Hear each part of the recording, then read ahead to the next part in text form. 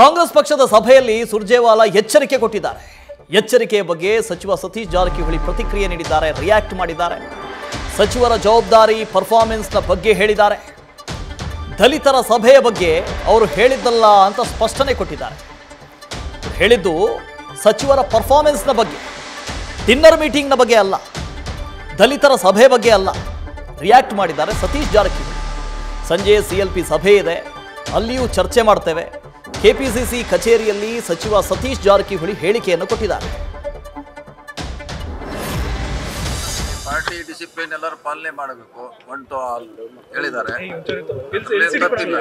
ತಮ್ಮ ಸಭೆಗಳನ್ನೇ ಉದ್ದೇಶವಾಗಿ ಇಟ್ಕೊಂಡು ಈ ಮಾತನ್ನ ಹೇಳಿದ್ದಾರೆ ಅಂತ ಹೇಳಿ. ಸಭೆ ಅಂತ ಏನಿಲ್ಲ, ಪಾರ್ಟಿ ಬಿಟ್ಟು ಅವ್ರು ಹೇಳಿದ್ದು. ಪಾರ್ಟಿ ದೊಡ್ಡದು, ಪಾರ್ಟಿ ಬಿಟ್ಟು ದೊಡ್ಡವ್ರು ಯಾರು ಇಲ್ಲ, ಅದು ಸರಿ ಹೇಳಿದ್ದಾರೆ. ಪಾರ್ಟಿ ಬಿಟ್ಟು ಏನೇ ಇಲ್ವಲ್ಲ, ನಮ್ಮ ಹೋರಾಟಗಳು ನಮ್ಮ ವಿಚಾರ ಇದಿಂದ ಪಾರ್ಟಿ ಇದೆ, ಹೀಗಾಗಿ ನಮ್ಗದು ಕನ್ಸಿಡರ್ ಆಗೋಲ್ಲ.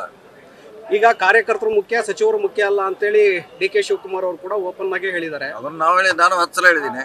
ಕಾರ್ಯಕರ್ತರಿಂದ ನಮ್ಮ ಸರ್ಕಾರ ಮಂತ್ರಿಗಳಾಗಿದ್ವಿ, CM ಆಗಿದ್ವಿ, ಕಾರ್ಯಕರ್ತರಿಗೆ ಪ್ರಾಮುಖ್ಯತೆ ಕೊಡಬೇಕಂತ ನಾವು ಕೂಡ ಹೇಳಿದ್ವಿ. ಇದನ್ನು ಅವರು ಕೂಡ ಹೇಳಿದ್ದಾರೆ.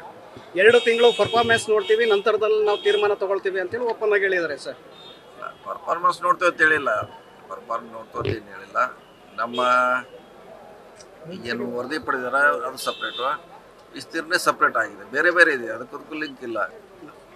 ಸರ್, ಮತ್ತೇನಾದರೂ ದಲಿತ ಸಮುದಾಯದ ಸಚಿವರ ಸಭೆ ನಡೆಸ್ತೀರಾ ಸರ್? ಇಲ್ಲ, ಅದನ್ನ ನೋಡೋಣ. ಆಮೇಲೆ ಇನ್ನು ಸಾಯಂಕಾಲ ಇದೆ CLPಯಲ್ಲಿ, ಇನ್ನು ಇದು ಸೀಮಿತವಾಗಿ ಗಾಂಧಿ ಭಾರತಕ್ಕೆ ಹೆಚ್ಚು ಇದೆಲ್ಲ ಚರ್ಚೆ ಸಾಯಂಕಾಲ CLPಯಲ್ಲಿ ಚರ್ಚೆ. ನ್ಯೂಸ್ ಫಸ್ಟ್, ನಿರ್ಭೀತಿಯಿಂದ ನಿಮ್ಮ ಪರವಾಗಿ.